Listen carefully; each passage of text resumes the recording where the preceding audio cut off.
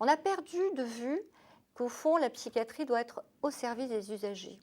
Et donc, malheureusement, on n'est pas au service de l'hôpital. On doit être là où sont les usagers. Or, 80% des patients sont suivis en ambulatoire. Il devrait y avoir 80% des moyens dans la cité. Et c'est tout à fait le contraire. 80% des moyens sont dans l'intra-hospitalier. Et donc, ça ne suit pas. On est quand même aussi encore enfermé dans un ghetto. Qui est le ghetto de la psychiatrie, de la folie, ou pour les gens, maladie mentale égale dangerosité. Et donc, on se heurte, tout le développement de vouloir insérer un certain nombre de structures de soins dans la cité se heurte à des comités d'intérêt de quartier qui ne veulent pas qu'on installe telle structure de proximité, le voisinage. Il y a tout un travail d'explication à faire auprès des voisins, parfois, quand il y a quelqu'un qui a un petit peu des troubles.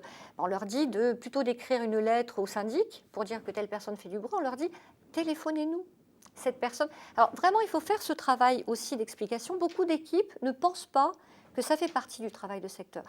Nous pensons que ça fait partie de notre travail, que d'aller comme ça, d'expliquer Alors, il y a souvent des soignants qui m'ont dit oui, mais c'est une façon de dire que cette personne est malade et il faut garder le secret professionnel, le secret médical. Mais très honnêtement, la plupart de ces patients-là sont très stigmatisés dans le quartier parce que tout le monde a bien compris qu'ils présentaient des troubles mentaux. Et je crois que d'être là à leur côté, de les accompagner auprès des acteurs sociaux qui sont les commerçants, qui sont les voisins, eh bien très souvent, et on a vu ça pour les appartements associatifs, on a vu des voisins qui, quand on leur a expliqué les difficultés, eh bien, Devenaient participer aux soins. voilà, même inviter à boire le thé, lui donner parfois même des vêtements, reprenait un certain nombre de choses beaucoup plus gentiment quand elle rentrait avec des talons hauts à 2 heures du matin dans la cage d'escalier, etc., etc.